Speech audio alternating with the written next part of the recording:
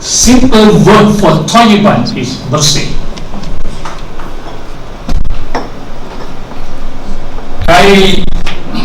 I have my own experience. I try to not to be the academic, as other side of myself is also businessman. So I export, Thai food to Malaysia as well. There's one big chicken slaughter plant in Thailand, slaughtered by Muslim. It's Halal. And then we export to Malaysia. I visit the factory of the plant. MashaAllah, very dirty.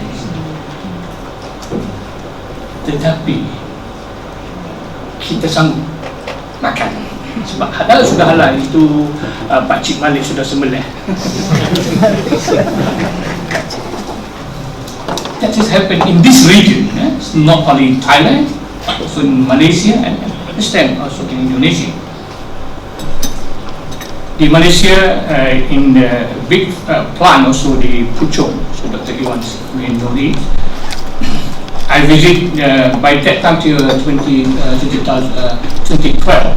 We need 1 million kg per month of halal chickens. No, it's not Thayyiban, halal chicken. Yes, we visited. The capacity to process, to produce, yes, we have. But mashallah again, Pak Mani kata doktor sudah halal, so mungkin tak apa. So this is sellable in the market. The issue of attitude, the issue of awareness of our own people. Just understand halal. This is a major issue in Thailand, major issue in Malaysia as well.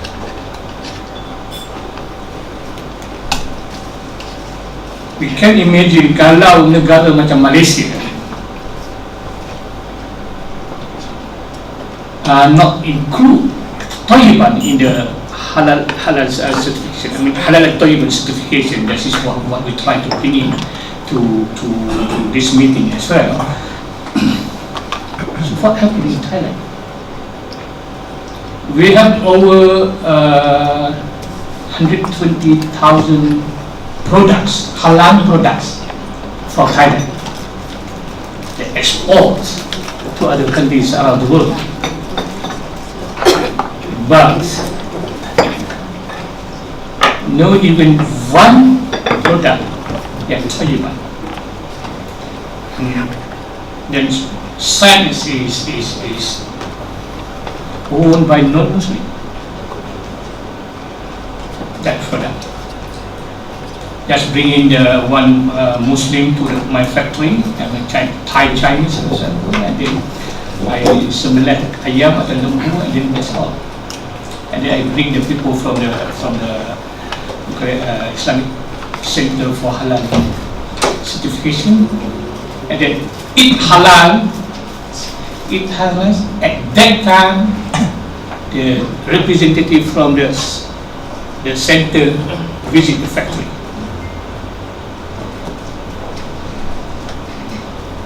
You can change the machinery from the you produce. Let's say that one issue is halal gelatin. There is one factory in Bangkok that produce halal and then export to other Asian countries as well. In the process of production, the halal gelatin, the best quality gelatin is from Hinzi, from the people. That's the best. But we need the halal gelatin. So this factory, okay, I comply with your regulation of the Islam need something like that, and then we just the same machinery, same pots and whatever. You boil the bone, whatever. You boil the pig, the bone, you tukar, then masuk. tulang lembu sapi. This is happening in Thailand. Tapi, I mean, the total production of demand of halal jelati is quite high, but only 2% that halal.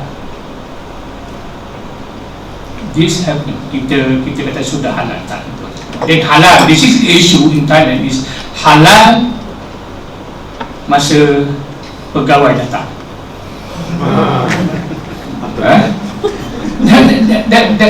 That's a problem. So we have one word, halal, and then in Thai we call halan, lima, lan juta. You bagi 5 juta. This is the issue that I think the authorities does not agree with me, but this is happening. I try to share with you the issue of the Thayyiban and Halal.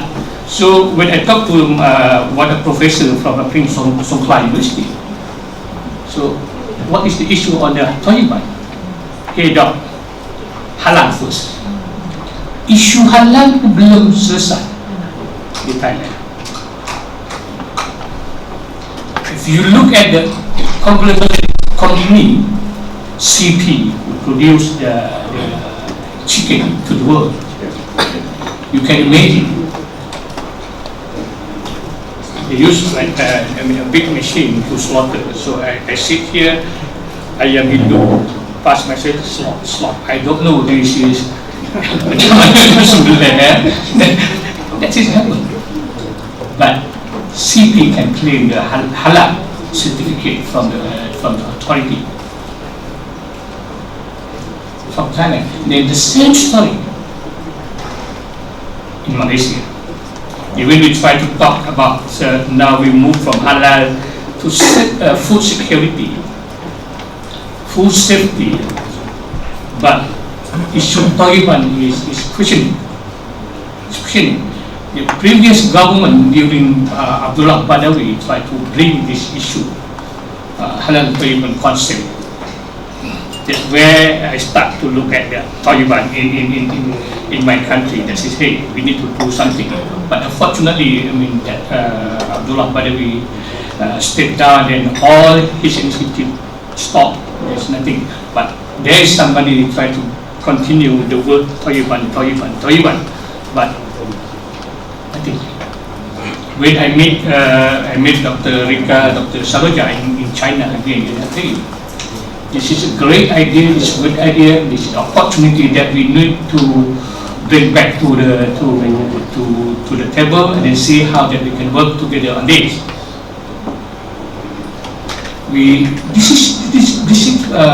I think this is a Fardul Kifayah for all of us to look at it, to work seriously on it. Can you imagine kalau di China ada telur, it is a fake egg, di Thailand boleh ada apa nama ni, jelly with the gelatin from pig. Hari-hari kita bagi anak-anak makan. Every day.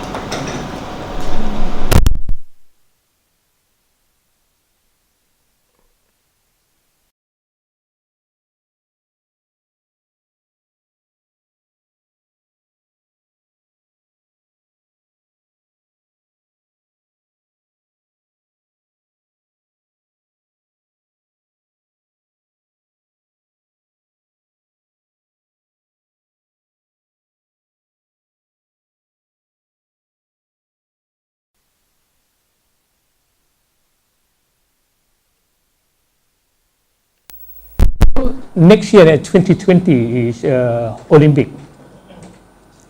Japan plan and get ready to provide the halal Thayyiban food for the athletes. How the Japanese use the water for the wudu is totally different with us. Kita kalau boleh nak wudu nak mandi. Different. How attitude, habit of eating You tengok Melayu dekat Malaysia and Thailand, nasi saya rasa, alamak. That's why where diabetes coming. Then kita tak pernah fikir, if you think about Thayyiban, it's a sustainable ecosystem that we look at this. We waste a lot of food. At the same time, kita masih ada orang yang hungry. Orang yang lapar, yang tak cukup makan. Kita tak fikir. Tapi at least when I was in China, I think at one restaurant, they put the balance something like that, the duit sticker something like that on the board, and then the hunger can come and then can use this sticker to buy food. Sudah ada di China, I think ada di Japan, US, yeah, and US as well. But where di negara-negara Islam, di negara-negara Muslim, kita tak ada. Kita cakap pasal kebersihan is part of our iman, tapi kitalah yang paling kotor. Kita cakap pasal sabar, tapi kitalah yang paling marah. Kita cakap pasal kita kena jimat, tapi kita yang berboros. This is all of things. This is Thayyiban dalam hidup harian kita. This is daily life. Yang kita, I think one professor that he understands all Islamic concepts. He explained to me, hey Prof, why not you convert lah? Yalah, dalam paper bagus. Tapi tak nampak Islam, Muslim yang practice the real Islam in daily life. Cakap kita derma tapi kita kedekut. Even in Thailand, what is we feel is about is zakat system. Kita simpan jangan. Zakat system jangan. Tapi cukup tahun tanya siapa nak keluar zakat. Orang kaya mana nak keluar zakat kepada saya. This is heaven. Di sekolah agama, kita sanggup cari duit supaya buat bangunan. So big school, big building, big library. But at the same time, nobody raise the fund for tamas, for this tamas, for their lunch. Tak ada. Datang jumpa saya dekat KL, dekat Malaysia, Doctor, I need this building. Tapi no one came to me say, Doctor, I will have the lunch program for the needy, something like that. Tak ada. Kita Islam di mana? Sebenarnya all of this I said in US we can find the Islam in US, in Japan, in German, in other countries where it's a non-Muslim country. Kita tak ada. This is I think this is the big issue in this region or in the world that we need to look at again seriously, bring back again, and then I'm sure that we will have the better quality of life of people, not only for Muslim but for all of us. So this is my point from this morning. Maybe Dr. Iwan will include more on the Malaysia side, that he has been working there for quite a long time. So to hear of my view. Assalamualaikum warahmatullahi wabarakatuh. Wabillahi taufiq wal hidayah.